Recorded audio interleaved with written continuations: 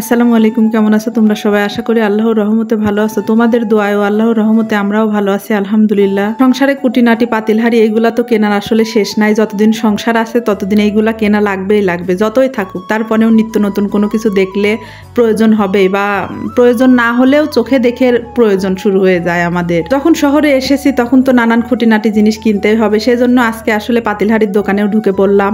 এখানে যদিও বা অন্য একটা কারণে এসেছিলাম, কিন্তু আসলে এই পাতিলহাড়ি ঘটি বাটি সব কিছু দেখে আমার মনে হচ্ছিল যদি টাকা থাকতো কাছে আমি এক পিস করে সবগুলা নিয়ে যেতাম আমার ঘরে।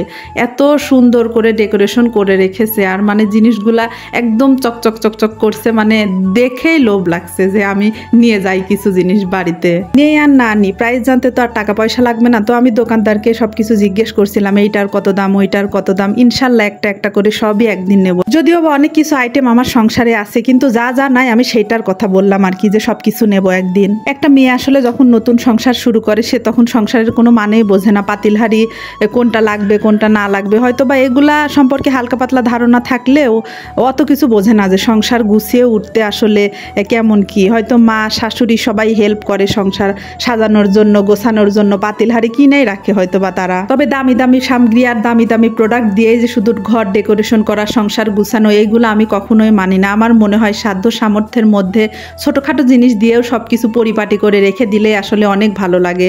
সেইটা হয়তো তোমরা আমার এই ভিডিওটা দেখলেই বুঝবে। আমি আজকে এই বাসায় এসেছি, এই বাসায় এসেই মানে আমি হতবাক হয়ে যাচ্ছিলাম। হ্যাঁ, বাসাটা সুন্দর, তবে এরা ছোট ছোট এই যে গাছের এই টবগুলা দিয়ে, গাছগুলো দিয়ে এত সুন্দর করে ডেকোরেশন পরিপাটি করে রেখেছে, আলহামদুলিল্লাহ দেখতে অনেক ভালো লাগছে।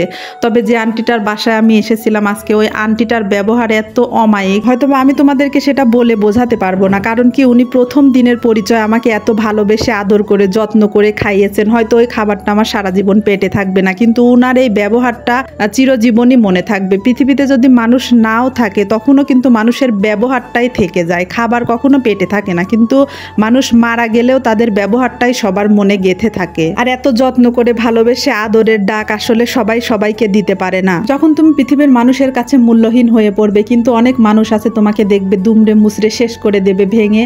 আবার কিছু মানুষ আছে তোমাকে সেই বিপদ থেকে উদ্ধার করার জন্য আপ্রাণ চেষ্টা করবে। আর এতেই আমরা বুঝতে পারবো আসলে কার মনুষ্যত্ব কতটুকুন, আর কে কতটুকুন কার সঙ্গে ভালো ব্যবহার কি খারাপ ব্যবহার করতে পারবে।